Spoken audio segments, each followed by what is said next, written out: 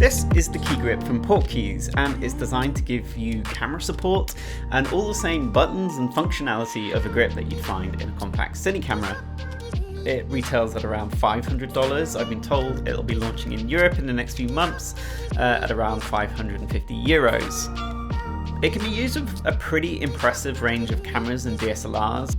This graphic on screen shows you the range of cameras and the features that it supports, but you've got everything from Sony to Canon to Panasonic, and also from the likes of Blackmagic and the Red Komodo and V Raptor. The controls it offers will obviously depend on your camera system. Some work wirelessly, like the Komodo and the Raptor, while others will require a USB wired connection or a LANC remote connection. It attaches using an ARRI rosette. That's most likely going to go onto your camera cage or shoulder rig. If you don't have an ARRI rosette attachment, then worry not, because PortKeys provides an attachment in the box. In its essence, the grip gives you a start-stop record function and a bunch of other camera settings from the tips of your fingers. It's particularly useful for handheld shooting setups and when using electronic lenses, and also just provides you with that added stability when you're shooting handheld. It can also be integrated with the Tilta Nucleus motorized follow focus system. I don't have one of those, so I won't be covering that. It is powered. It takes 2 batteries. They're 18650 batteries. I think they're used by some gimbals. Looking around, these batteries are fairly easy to pick up and are not super expensive. I think CVP listed them for around 25 quid for 2 extra batteries. In this video, I'm mostly going to be referring to its use with my Komodo, but I'll obviously also reference its use with my LUMIX S5. However, a lot of the stuff I'm going to be looking at will be relevant to whichever camera system you're using. As I already own the Komodo Outrigger handle, I'll also be making comparisons with that as well. On the grip, you have the dedicated start-stop record function, which is reached by the index finger. It also has a little scroll wheel at top that clicks in. You use this also to navigate the grip's internal menus. Then you have a small joystick on top, a horizontal scroll wheel at the front, and then this sort of freeway mode selection toggle switch on the front. On the inside of the grip, you have this function button and then a little LCD screen, which you use to basically adjust all of the grip's internal menus and assign your custom functions to the grip.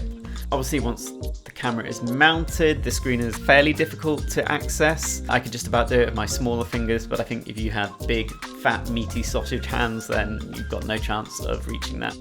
There's also a micro USB port, which can be used to supply power or camera communication. There's 2 LUMO ports, which also will connect to either a camera or Tilta Nucleus. And then there's a remote LANC trigger as well for cameras that require that.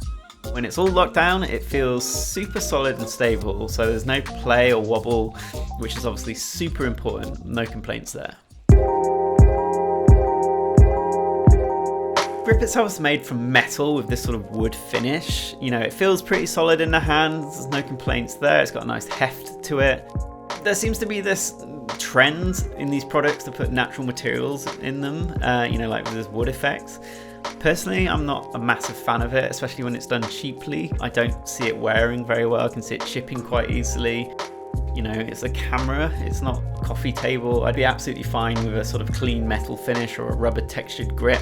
But in terms of ergonomics, it's fine. It's generally comfortable and it has a nice feel to it. I took it out filming over the weekends in the park with Steph. It was a seamless experience. It just worked. It was really easy to adjust the settings on the camera. It helped me achieve very stable shots. And I think overall, the experience was really positive. But if we dig into it with a more critical eye, then I think there are a few issues I want to flag up. Generally, the main controls are operated using the index finger or thumb, and this is, I guess, where I have my first issues. On grips like the Outrigger and even on my Eva 1, the record button sits directly under the thumb, so there's very little flex or movement needed in order to instantly trigger record. On the KeyGrip, the record button is up top at the edge of the upper portion of the grip, and in order to trigger record, I sort of have to stretch my index finger up and around to hit it. In order to sort of do that, it sort of pulls the rest of my hand up, it sort of slides up the grip, I guess. You know, it's not the end of the world, but in doing that, I also run the risk of accidentally knocking the sort of toggle switch that's also on the front, or even the focus dial.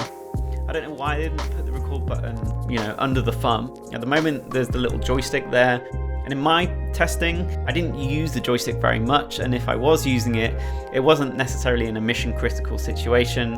The other slight issue I have with the grip, and it's, you know, it's also quite common on cine grips I've used, is because of the way your hand engages with it, there's a sort of a sculpted ledge. That's where the grip sort of rests its weight on your hand. On the key grip, it's made from quite hard metal. This part of your hand is also quite fleshy and soft, so there was a tendency with like a heavier rig, or when I was using it for extended periods of time, that it began to dig into my hand. On my Evil One, it has a similar sculpted ledge, but it's made from smooth curved plastic, so it's sort of limited that ache that you get from it. PortKeys does provide this little bit of leather in the box that you sort of clip round, which I guess is designed to lessen that, but it didn't really make a huge amount of difference, and generally it did feel like a bit of an afterthought. Again, if you've got bigger hands, might not be a problem. I got quite small, delicate hands, as I've mentioned. You know what I really like about the key grip, especially relative to the Outrigger, is the inclusion of the side strap. It's a standard feature of most cine grips, and it just adds that extra stability and security in helping sort of, you know, lock your hand into the camera, especially when you're holding the camera down by your side. That strap takes some of the weight and helps secure the camera to your hand. With the Outrigger, you don't have that, so you've always sort of got to clench it in your hand in order to keep your camera secure. You know, in terms of overall responsiveness of the grip, I didn't encounter any issues. It was seamless, you know, it just worked. It connected to the camera in terms of the Komodo over Wi-Fi, or the LUMIX S5 with the wired USB connection, and then it just worked, it just got on. You know, I assigned the custom settings to the toggle switch, and then once that was done, I could easily make adjustments on the fly, and they happened instantaneously. Setting up that grip as well is surprisingly simple for something like this. It took maybe a few minutes with my Komodo setting it up over Wi-Fi, and then, you know, within a matter of seconds with my LUMIX S5, it was just plugging it in, setting the LUMIX to PC tether, and it worked instantly. For the Komodo, when you're setting up with Wi-Fi, just make sure your Wi-Fi is set to ad hoc and 2.4 gigahertz. Then obviously you enter your password and connect.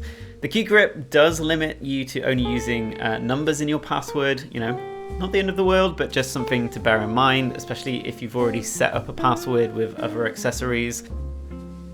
As mentioned, you have this three-way toggle switch. It's got a left, center, and right setting, and you basically map 3 of your camera functions to that toggle switch. So for instance, you could have ISO, white balance, and an aperture. Then you simply toggle between those with the toggle switch, and then once you're in that mode that you've mapped, you just use the dial up top to change your setting. You know, what's also cool is if you're jumping between different camera systems, you know, over a period of time, like I was between the Komodo and the LUMIX S5, then the key grip remembers your custom mappings that are specific to those camera systems, which is really cool. It just made that experience seamless. One issue I did find was when adjusting the aperture on my camera is that if you are turning the dial, it doesn't have any sort of hard stops on it, so it'll go past your maximum or minimum value, take you all the way back. You know, it's a small thing, but you know, it's not ideal, and I found like in the heat of the moment, I regularly, you know, ran past f1.8 and then had to go back, and it was a little bit frustrating. Another cool function on the Komodo whilst using electronic lenses is that I found you can actually pull focus with the front dial on the key grip, and it's actually really good. You know, I wasn't expecting this or for it to be that good, but honestly, it's kind of a killer feature. You know, in a sense, it gives you a follow focus like control on your electronic lenses. You know, in my testing with the Sigma 18-35 on the Komodo, it was really responsive and sensitive, you know, enough to pull focus whilst I was filming and moving around. In theory, you could give the grip to a focus puller to wirelessly pull focus without necessarily having to shell out for a much more expensive and complicated system. To enable it on the Komodo, you have to have autofocus selected, switched on, engaged on your lens, and then you should be able to pull focus with the dial. I'd recommend disabling autofocus on the Komodo just so you're not fighting against it, but yeah, generally it worked really well. The only problem I did find was that because my lens has like a hard stop in terms of its focus ring, and also the dial on the grip also has hard stops, it's not an infinite scroll. If I touched my lens and moved the focus wheel manually, then the dial on the grip and the focus ring would sort of fall out of sync. And the only way to really get them back was to sort of like waggle them both together, or to move the focus ring to one of the extremes and then move the dial on the grip to one of the extremes until they regained connection. And I guess that's something to do with like the learning curve, like you just have to learn not to touch the lens if you want to use that. But because, you know, manually pulling focus for me is such an automatic reflex, I did find when I was filming that I was regularly breaking that connection between the dial and the focus ring, and it became really sort of cumbersome to get them back into sync, and when I was in the heat of the moment filming, it was really disruptive. But yeah, you know, as long as you keep your hand away from the focus ring, it should be fine. Unfortunately, this follow focus feature wasn't available in the same way on my LUMIX system, which was a little bit disappointing, to be honest. I don't know if that was a limitation of the camera or the grip, but instead, with my S5, I had to map the focus mode to the toggle switch and then adjust focus using the top dial. And generally, that was a much more sort of cumbersome, awkward adjustment. It's not something you could really get away with using on the fly in the heat of recording in the way that you could with the Komodo. These are the functions that you can map on the LUMIX system. Generally, I really liked using the grip with the S5, especially once I'd sort of rigged it out and it was quite heavy. I found that the grip was just really comfortable and really added to this setup, and it kind of made the camera feel much more similar to a compact cine camera experience, and it also, you know, helped it look the part as well. So if you are working with a DSLR and you do want a slightly more professional, impressive looking rig, I think the addition of something like that really helps sell that. Obviously you've got the cable connection with the S5, which isn't ideal, but it's not the end of the world. And I didn't really, again, run into any issues, but you know, for some people that might be a bit of an annoying downside. So should you go for the Outrigger over the KeyGrip or vice versa? Well, you know, that's not really a simple question, and I wouldn't say there's a clear winner here. In terms of comfort, then, all right, hands down, the Outrigger is the more premium ergonomic grip. It sort of just works. It's very minimalist in its design. It has an excellent rubberized grip, but it doesn't have all the finger grooves. It just sort of has 2 grooves, which can accommodate all kinds of hand sizes. It has the record button underneath the thumb, which is a much more natural position for it to sit, and means that you can always keep a firm connection and grip with the Outrigger, rather than the movement in your hand that you have to do to trigger record on the KeyGrip. But I guess, you know, that's only part of the story. If you want a bit more for your money and you're willing to sacrifice some of the ergonomics of the Outrigger for the increased functionality that the KeyGrip offers, then, you know, it's a really solid buy, and it's a really useful bit of kit. And, you know, it's even more useful if you shoot across multiple camera systems. I think one of the problems with the Komodo is that it's not always easy or quick to adjust settings. You've got quite a laggy touchscreen monitor that sits on top of the camera, so if it's out of the way or out of reach, then the Outrigger doesn't help you there. So long as you've already got a camera cage, it's also a lot easier and quicker to attach the KeyGrip than it is the Outrigger. The Outrigger needs tools to mount and dismount it. It has 2 screws that secure it to the top of the camera. It's also a place where you're probably going to be mounting other accessories as well, so that's a bit of a faff. If you want to remove it, you've also got to remove those accessories. One thing to bear in mind is that the KeyGrip does require power and batteries. It's just another thing to remember or forget, or for something to run out in the middle of shooting.